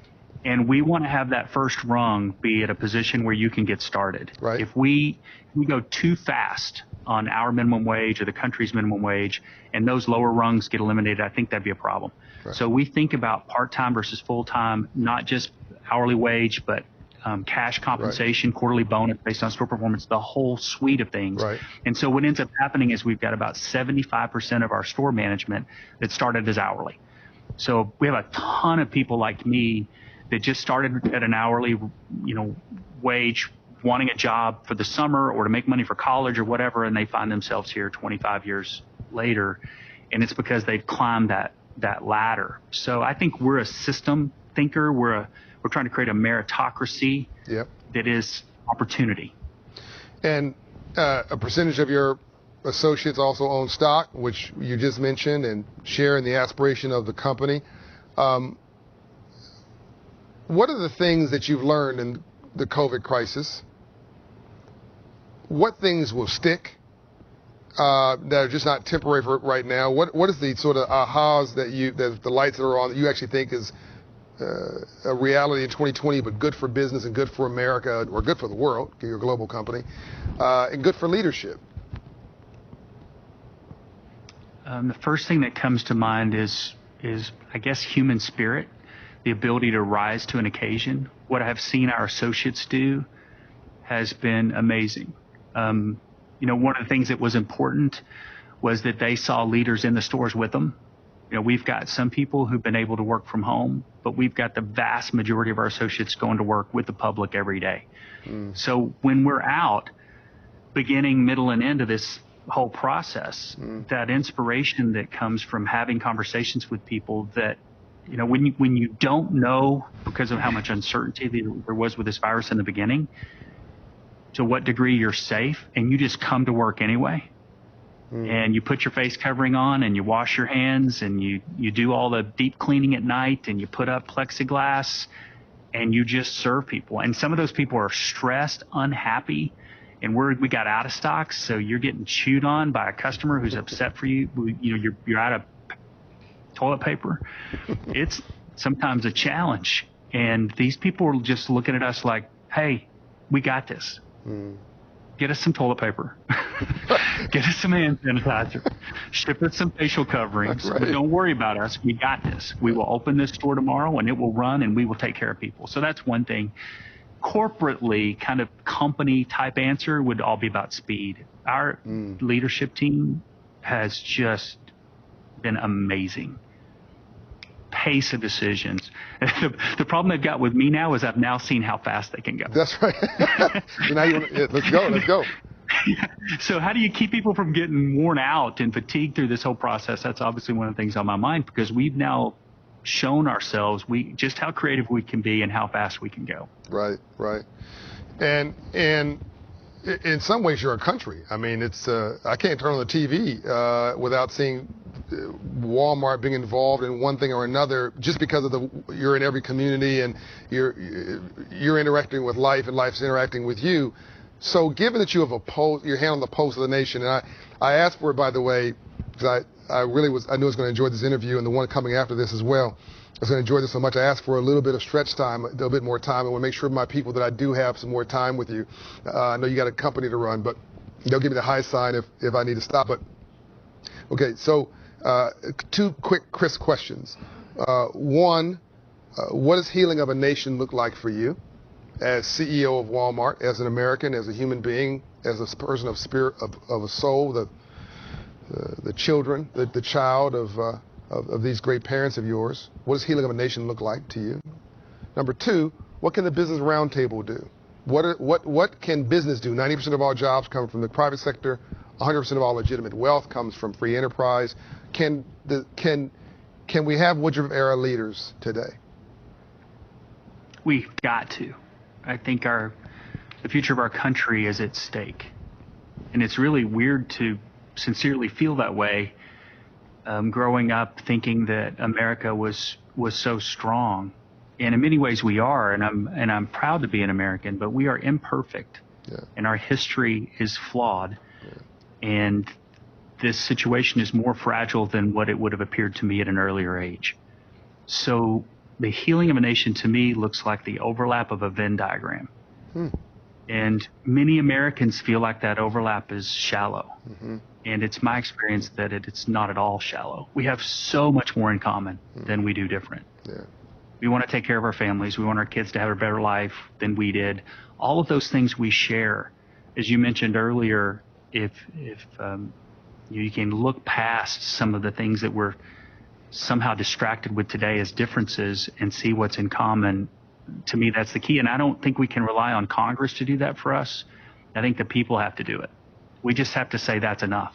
This divisiveness that is being caused by whatever, media, government, foreign countries, whatever it is, we are in the position to say, that's enough.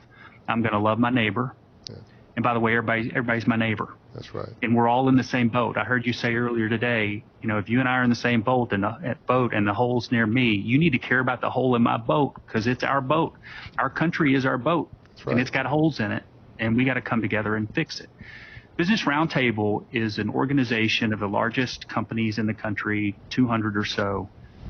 And I've been involved for a few years now, and I can tell you that these leaders are capable and they want to do good. And recently, it's been over a year ago now, this group came out with a definition of a corporation that has a multi-stakeholder view. Communities matter, the planet matters, our associates matter, of course our customers matter, shareholders matter, but we're trying to design a system that benefits all of them and make decisions that help everybody because that's what's in the best interest of the business in the long term. The shareholders do better if you have a long-term multi-stakeholder view. That's the case that we're trying to make. And so, we leaned in on racial equity, even getting into policing reform, which businesses would not generally be as involved in as we've been because we care about this country. If this country does not do well, our businesses are not going to do well, and we want to help in every way that we can help. So that's what we're trying to do. Well, as we wrap up, you just confirmed my gut about you again. And I'm going to encourage every leader that's watching this, every leader in the making that's watching this, every community that's watching this, every leader from government, community, and the private sector watching this, to be inspired by this interview and from the largest company on the Fortune 500 list saying that racism is really bad for business. It's bad for your spirit too, but it's also bad for business. We just need to knock all this off. Just knock it off, and let's get on with the business of being each other's neighbors. It's actually, it's more profitable and it makes you feel better too. Thank you very much, Doug. Well said. Thanks, John. Thank you. Welcome back to the Hope Global Forum. I'm John Hope Bryant, founder of Operation Hope, resetting a nation, resetting America, healing our souls and healing a nation, opportunity for all. I could be talking about this forum, I could be talking about the NFL because the NFL and that shield is embedded in our spirit. I'm about to introduce somebody who really could do this session all by himself. He's that cool, he's that comfortable, and he's that courageous. Ladies and gentlemen, introducing formally my friend Roger Goodell, the commissioner for the NFL. He's the 8th Chief Executive Officer of the NFL, having recently completed his 100th season. Under Commissioner Goodell's leadership, the NFL has focused on improving the improvements to player health and safety, benefits for retired players, thank you, the league's personal conduct policy, expanding social responsibility initiatives, and diversity in hiring practices. None of that explains Roger Goodell. It does explain what he's been up to, some of it. Roger is one of those people you want to hug, not shake their hands when you see him, which makes this difficult, this moment we're in now, really tough. But he's got this sharp intellect, but this warm spirit. You just feel immediately like he's your friend, and he's not playing a game with you. He's authentic. And I also like that Roger doesn't tell you what you want to hear. If Roger likes you and believes in you, he'll tell you. If he thinks you're full of mess, he'll tell you that too, which probably got him in some trouble. But it also gives you more credibility because people know where you stand. We've got a partnership together, the NFL and Operation Hope. They selected us to be part of their economic empowerment agenda well before the issue with George Floyd and his social justice reckoning. He was ahead of schedule, ahead of where the nation was. And then when all this happened, well, even before this happened, they renewed the commitment because they thought it was so important. And I want to give Jed York some credit for being the first team within the NFL to match what was being done at the national level. But really, Roger, in some ways, spiritually and emotionally, this is one of the most important conversations I could have with any leader, because the National Football League is embedded into the soul and the psyche of America herself. And it's the one Let me stop. By the way, that's the coolest office. I thought that Dan Schulman's office was cool enough. That I'm just gonna come. I don't know. We're not going to lunch at a restaurant. We're not. When I come there, when we can find a meeting, I'm coming to your office. John, you're welcome right here. And I just want to make sure, first, thank you for your really nice comments. I want to make sure all of the listeners today realize that I am not 100 years old, okay? The league is 100 years old. I have not been here that entire time in this office, but I've been privileged to be there when we celebrate our 100th birthday, as you mentioned, and Right. It's a thrill to be here with you today, too, John, as always. Yeah, no, honored to have you with us. And you're sitting really in a moment in history. And you have this 400-year-old social justice reckoning for Black America. You have a global health pandemic with COVID-19. We have this economic crisis, all three of which has affected your brand, your business, your players. You got to think about all that with folks in the stands and communities you serve. But as I go back to my original comment, the NFL is in many ways the soul of this country, and or shares the soulfulness of this country. And it's the one place where sports, where people could come together, black and white, rich and poor, a billionaire next to a millionaire, next to somebody trying to buy some air, Republicans and Democrats, and everybody would get along for a few hours, rooting, at least on that side of the stadium, for the same team. And you now find yourself in a more complicated world. Why did you think that it was important to lean into the moment versus just standing back and letting the moment pass you by? Do you see the NFL as part of the soul of this country and playing a role in our healing? John, I've always looked at the National Football League as a unifier. To your point, we bring people together, and people from different backgrounds, whether it's on the field, in our locker rooms, or whether it's our fan base, which is 200 million people. Wow. And so we have to play that role, and we want to play that role. And I've always said to our staff and to our membership and to our players, really, that we are in a leadership position, and we accept that with humility, but also the responsibility that comes with that, to make sure that we're doing things the right way. I don't think today's world that we're living in, you mentioned all the things that are going on around us, I don't think anyone, either as an individual, as a corporation, or an organization, can sit back and not lean in and not help make the world a better place. We all need to, and we all have to do what we can. Certain people can do certain things really well. Certain organizations can do well. Yeah. I know the National Football League has made a difference in our history at various stages. We've helped heal our nation after 2001, 9/11.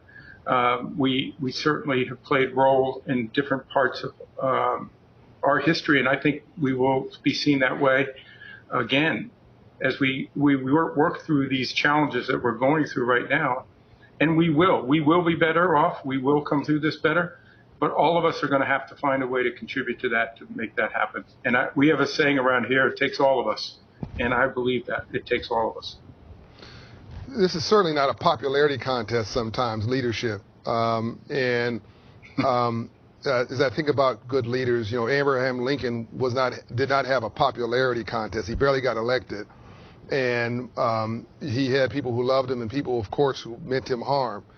And then you can fast forward to, Madam C.J. Walker, all the sort of the heroes and sheroes of the civil rights movement. You go to Dr. Martin Luther King Jr., my mentor, Ambassador Young. I mean, Ambassador Young became mayor. His friends picketed him at the city hall the day after he was elected. His friends. Yep. You have Dr. King would show up at a city, at an airport. The mayor wouldn't meet him. The people I've just mentioned that when he got the Nobel Peace Prize, the business community in Atlanta didn't want to honor him. Other members of the civil rights community resented him or were jealous of him. He couldn't win. But he knew he was doing the right thing. And of course, history has treated him well. You don't have the benefit of hindsight. You're in the middle of it. And let's just talk about the elephant in the room, because I know you're comfortable with every conversation. You had players who took a knee. You had Colin Kaepernick. You had this social movement within the ranks of the NFL that was really really in many ways a signal of challenges to come. Let me give my context on this, and then you can amplify or disagree or whatever any way you want. But as a black man myself, coming from Compton, California, and being homeless in South Central, I always think about all those I left behind in what we call the hood, the neighborhood. My guess is there are a lot of players got these contracts. They're basically, gladiator celebrities today. They're rock stars in their communities and around the world. They have these contracts. They're successful, but they feel they've left all their problems and all their friends and family behind, and they can't help them. They can't bring them in the locker room. They can't bring them into their net worth. And I feel that taking a knee, for lack of a better description, when they saw this injustice happening, was almost the only thing they thought they could do to bring attention to a problem that was affecting so many. They didn't know what else to do. They didn't have any other tools to use, which is why I think this economic piece that you're doing now and other things, giving people something to do meaningfully is so important. But let me back up. Do you think I hit that right, that this was something that... Absolutely. Okay. Yeah, I hit you. You hit it exactly right. People forget that our players are human beings. They come from communities. They come from families. They are fathers. They're brothers. They're sons. They're human beings, and they are remarkable human beings. Not just for what they do on the field. What I admire most about our players is not the skills on the field. It's the men that they are. Yeah. And it's more than, I have a responsibility back to my community. They care deeply about it, John. They with their heart and soul. And, when Colin and Eric Reed and Kenny Stills and Anquan Bolden and Malcolm Jenkins, all players, and going back to 2014, our players have always stood up and brought attention to issues that need focus and need attention. And they have that platform, and they used it.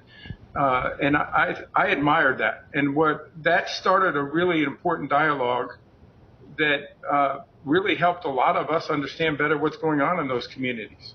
I, for one, I'm the first to say it, it's hard to imagine some of the things that we've seen play it out on our screens. We see it on video now, but listening to our players, I felt it. I went with them on ride-alongs. I went with them into the communities. I went to a bail hearing, and we really had an opportunity to understand, is our system, there are lots of things wrong with the system, and there's nothing wrong with that. It's only wrong if we sit and we accept that and don't do something to change it. And so that was a commitment we made several years ago with our players, is to work with the Players Coalition and to help fund their efforts, as well as efforts of many great organizations like yours, John. Thank you. And also really be focused on those 4 key pillars, really, which was economic advancement, education, policing and communities, and criminal justice reform. All of those things that's where our focus has been. But we've also gone beyond that, John, and you've seen it playing out right now. It was one of the things the players really wanted to do. And a focus for them last summer was, how do we get people out to vote? Everybody has a vote. Aren't you using your stadiums as polling places? We are. We're using 16 of our stadiums. We offered all of them, all 30 of them. But the various entities would have to approve that in each community. But 16 of our stadiums will be used as polling places. Sometimes while games are going on, by the way. Wow. But we think that that's great, because what we're trying to do is encourage America to participate and to be part of the solution by exercising your vote. That's our given right as Americans, and we all need to do it. And so we have been working to register people to come out. We've been working to educate them so that they have the best information to make a choice however they wish, and to go ahead and go to the polls and actually pull the levers and make sure that they're doing it. But I want to make one other point here. It's not just this election. It's just not a presidential election. Really, some of the most impactful elections, as you know, particularly when you get into criminal justice reform and on policing. Those things are really, to a large extent, done locally. Yep. So the mayor and the county executive and maybe sometimes the governor, but those things are really important for us to be involved with, to understand what's on the ballot, get involved, and make sure that we're putting people in place that are going to drive the things that we believe in. I'm getting almost more questions from the floor for you than anybody else. I'm trying to respond to not only what I wanted to ask you, but some of these questions. And one of them is, what do you say to those fans who want the players to stop, who want the players to stop kneeling and to just stop talking about social justice and just play? I mean, again, being you must be like Chinese water torture or something, or like ready fire herding cats. You can't make it. There's no way to make everybody happy. How did you respond to that? It just goes back to your point about leadership. To me, I don't come in here every day and sit at this desk to try to make people happy. What I do is try to do the right thing. That's right. And try to do what's right for not just the NFL, but for our communities that we live in. And so for me, our players have a voice. They have a platform. They should exercise that. I want to make it clear to everybody who may be listening here, I certainly understand those who come to watch a football game. But remember here, these are men that have families and have been impacted directly by these issues who are bringing attention to that.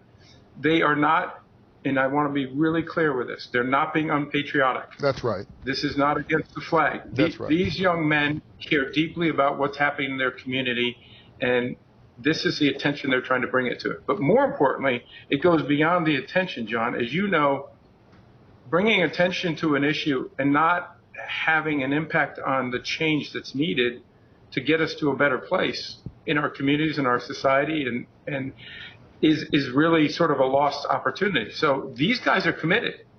It's not just what we're doing, the Players Coalition, and committing, the $250 million over 10 years and, right. and the work that we're doing, that all the attention we're bringing to it to inspire change.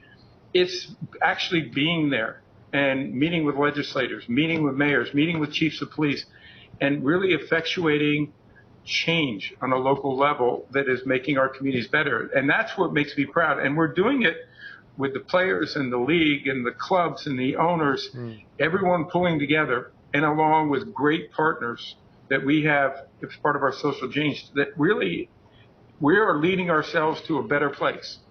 And we're trying to do our part and more. And I think all of us have to do more.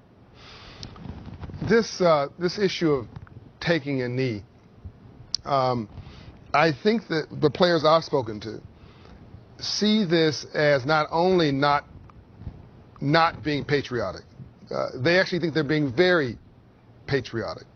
They think that they're living up to the creed of the very values that America and her founders were founded on, and the Bill of Rights, the really the vaulted values of our Constitution, the soaring rhetoric of freedom and justice for all. And Dr. King and Ambassador Andrew Young, who is here, his aide, the only living aide still with us in the world, they would consciously disobey what they thought were unjust laws. They notified the sheriff before they showed up. They weren't trying to create trouble. They said, we're coming to town. We're going to protest civil disobedience. We're not going to make any trouble, but we are going to make ourselves known. And we're going to take a knee. We're going to sit down. We're going to protest. We're going to sit in because we think that attention needs to be directed toward this injustice. It's an unjust law, X, Y, and Z, having separate water fountains or whatever the thing was at that time. But they fully expected they would be arrested. They fully expected that the local courts would prosecute them. And they just believed that by the time it got to the Supreme Court, that Supreme thought would take would take heed, and they were right about that. And they also got the media's attention. But it was designed to bring out the best in us, Roger. But rainbows only follow storms.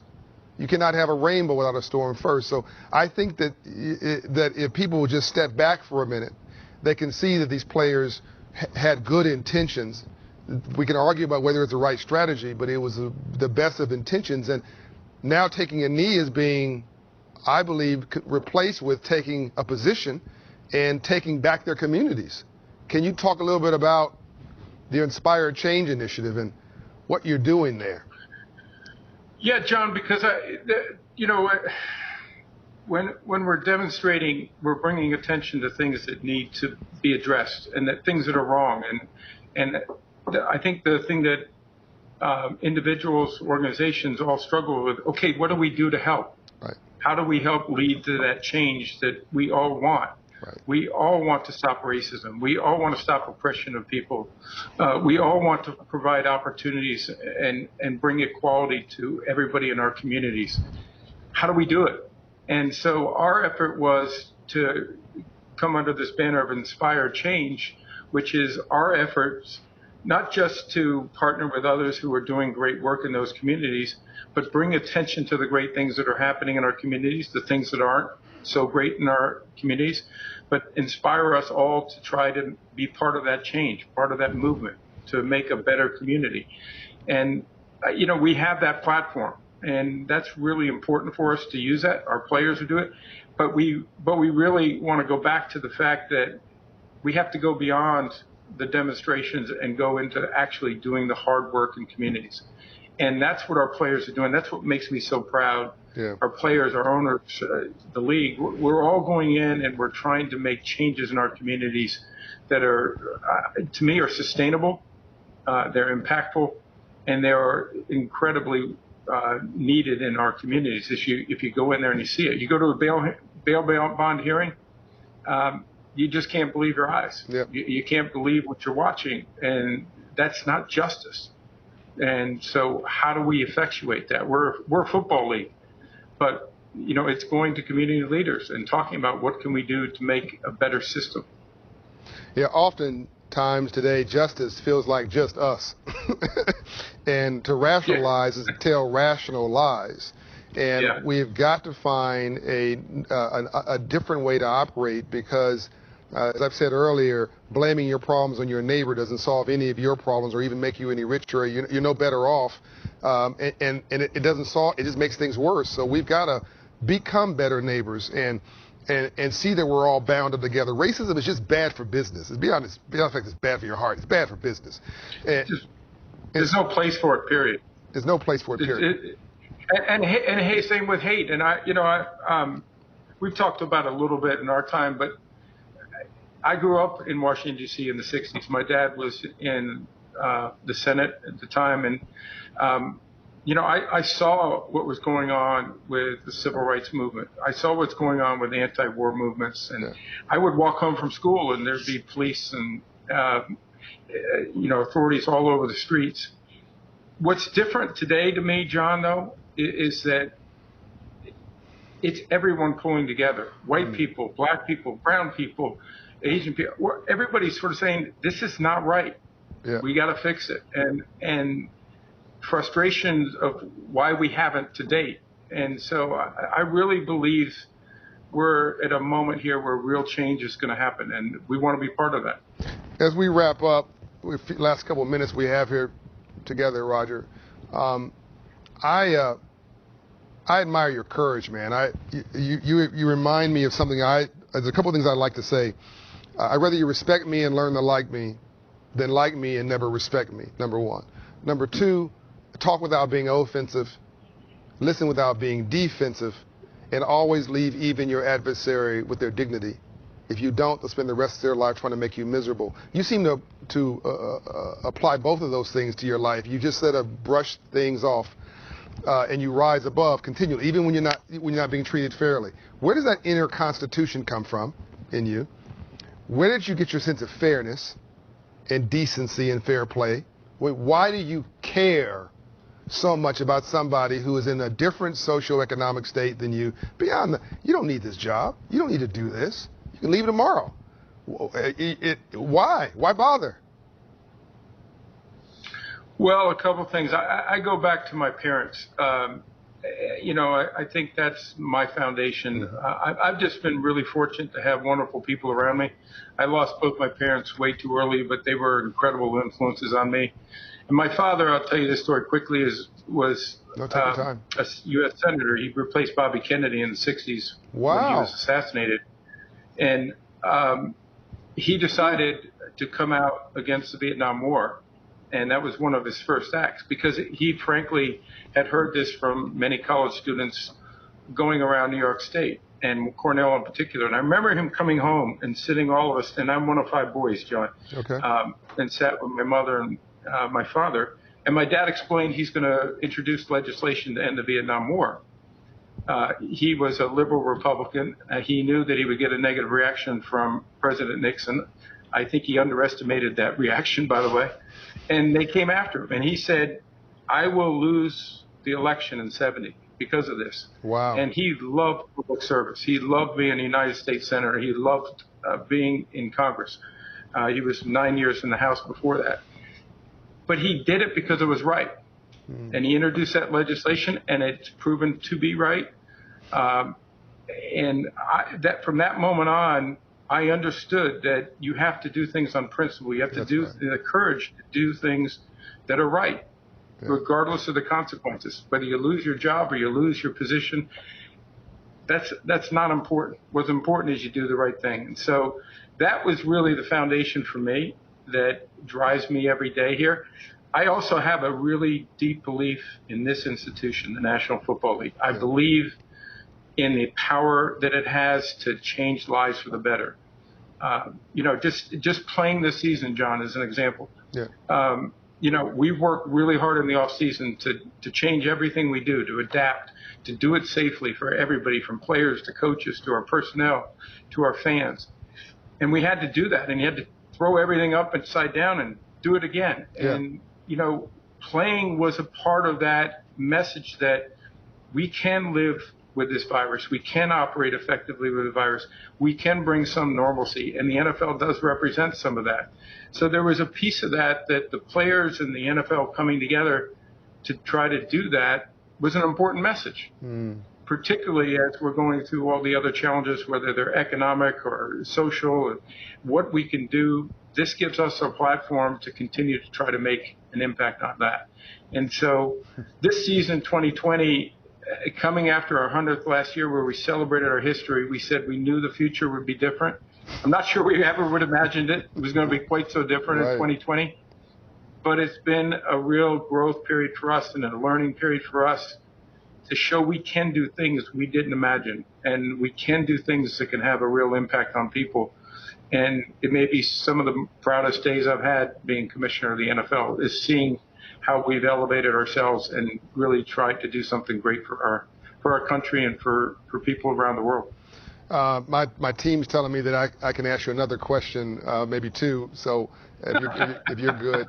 You're the boss, John. No, actually I'm not. But I'm glad it looks that way. But this is such an important conversation, Roger.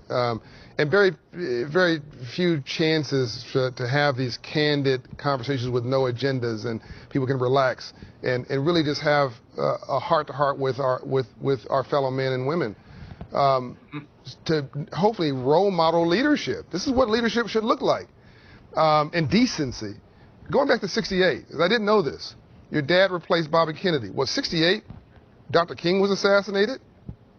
Correct. April 4th. In fact, Andrew Young was on that balcony. He's right here. Ambassador Young was on that balcony with Dr. King pointing to the shooter in Memphis. Bobby Kennedy was assassinated 2 years before that, I think. Kennedy was assassinated. 4 years. 4 years ago. 4 years before that. We were rocked with social upheaval and questionings of our own integrity, who we are. It must have been an incredibly tough period. How old were you then?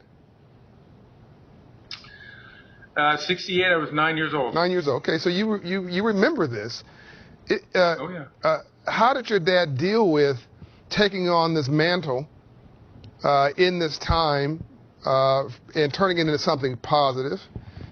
Because you couldn't be obsessed with being liked or popular, particularly get the bills that he introduced. You had to root in your principles. By the way, you now make perfect sense to me. I understand why you do the right thing because you saw it. But what was that moment like with your dad?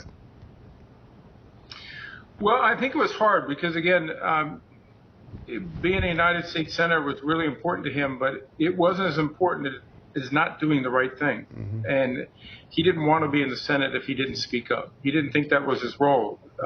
He thought his role was to listen to the people, to do the best he could to lead and to go in and represent the state of New York. And to me, he did that. And he did it knowing the consequences. Yeah. For me, watching it, as young as I was, I really did see that. It was very clear to me. Yeah. And to hear people criticize my father, again, we're 5 boys in 7 years. Yeah. The Goodell boys fight. And when we fight each other, but if somebody attacks our own, we fight even harder. All the way to school and all the way back home.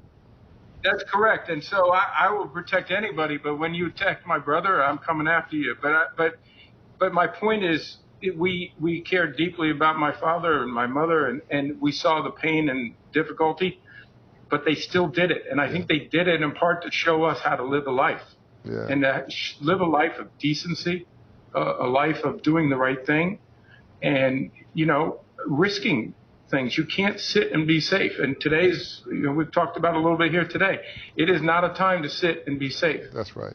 It's a time to stand up, walk it out there, and make sure you make a difference every day. And I think that's just something that was born in me, and I guess I just had great mentors in life, and I still do. People like you, people who they send you that little message at any given moment that just picks you up and says, we're doing the right thing and working together.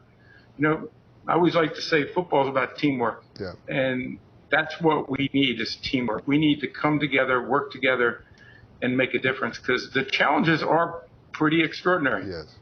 But I do believe we can meet them. And the only way we're going to do that is together. You make perfect sense to me, Roger. If I had to rename this session, I would say I'd name it the Goodell Brothers Fight. And we fight. You fight for justice. You fight for goodness. You fight, but most of all, you fight for your brother or your sister who's getting beat up next to you, who may not be able to fight for themselves. And that's really what you're doing every day. You're fighting for justice. You're fighting for the underdog. You're fighting for those who are unseen. You're fighting for those who are unheard. And people may not understand it, but they can appreciate it. And one day they will. They're fighting for people who don't have a voice, John. Listen, we all are very fortunate in some ways, but there are a lot of people out there who aren't as fortunate and aren't getting the things that they need, and we have to do our best to try to help.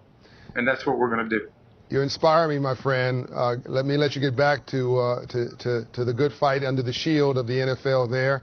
Thanks for spending this time with us at the Hope Global Forum. Thanks for being a change in the world. And I'm honored to be your partner and your friend. Well, I am too. Thanks for the partnership, but more importantly, the friendship.